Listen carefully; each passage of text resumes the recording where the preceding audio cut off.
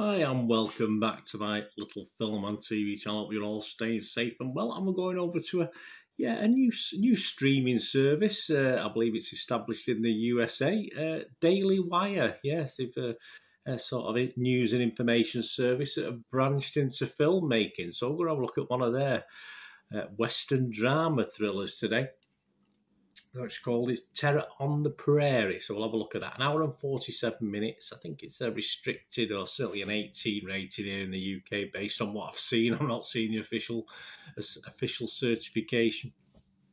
But it's a Western drama thriller, as I said.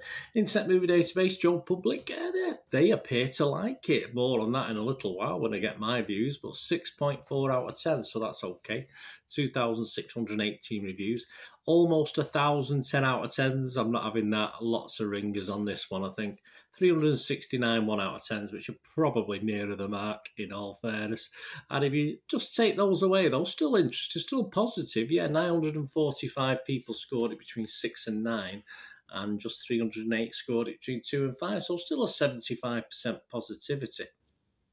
Rotten Tomatoes audience, they're positive on it as well, 87%. A lot of these early reviews, I always think it's from people connected or people have a reason to give it a good review.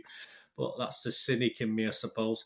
What's it about? Well, it's on the Montana plains. Yes, we go from winter to summer in the space of a month, I think. I don't know how the weather works out there, but that's the sort of feeling I got from this, that's for sure. A frontier woman must protect herself against a ruthless gang of outlaws hell-bent on revenge. Yeah, what do you want revenge for? Probably because she caused it in the first place, but hey, who knows? It stars Nick Searcy, Gina Carano, I think she used to be connected with Disney in some way, I have no idea. Donald Cerrone, Tyler Fisher, some others as well. Critic-wise, there's no big hitters doing the critique on these, so some guys I've never heard of. So I've got a couple here. They're all positive, which is fair enough. Wade Major from cinegods.com. He said, below the surface, it's a grueling and often gruesome, it is, meditation on the lingering self-inflicted wounds left by the American Civil War in far-flung locales like the frontier, Montana and beyond. Yes, I mean, yeah, it's sort of building it up as though it's some sort of take on the time. Okay. Alan Ng, N-G, I don't know how they pronounce that, from Film Threat, said, if you like your westerns gritty, violent and viscerally brutal, you're in for a fun popcorn night at home. Won't disagree with that. Yeah, I perhaps want a little bit of a story or a decent story as well, but it is what it is. Christian Toto from Hollywood Toto.com. Yeah, well, there you go. That's the name. Gina Carano, Nick Searcy add great gravitas to relentless indie thriller. Relentless. Well, it is relentless, I suppose. So that's it, guys. No great critiques from any of the big boys, Empire Magazine, anything Roger Moore, Film Nation, nothing like that. So my little thoughts. I am new to Daily Wire. This is the first of their films I've seen. I saw a lot of reviews, people saying they've not been very impressed so far. And if you like filmmaking on the cheap, then that's what you get with this. I don't know how much it costs, probably about 10 quid in our money, probably about $15 in the US. I'm not too sure, but it is a basic, and I mean a basic, backup B movie with a giant B.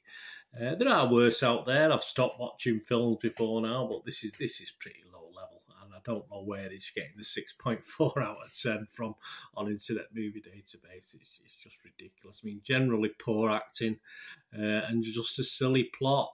A lot of people commenting about some of the worst shots in the West, which is fair enough. I do know, obviously, the limitations of weaponry in the old Wild West, so you probably have to be fairly close to be sure of hitting your target in a sort of crucial way, if you like, to kill the person.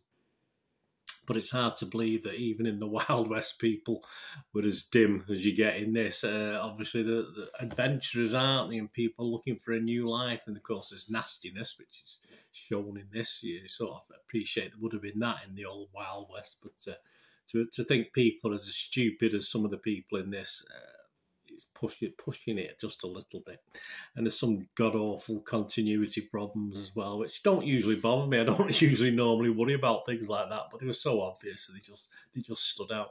I did stick with it. I stuck with it because I was doing some paperwork at the time, and I just had it on in the background. And there is a lack of decent westerns out there, but this isn't a decent western, so it'll still state as lack of decent westerns out there.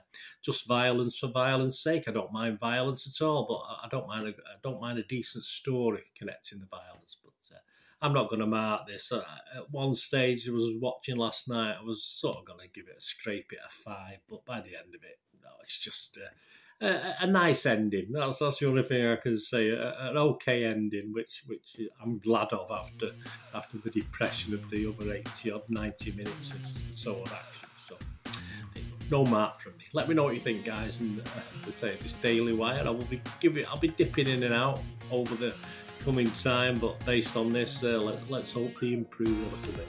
Thanks for watching, guys. Please stay safe, use your family. Thanks for watching again. Bye for now.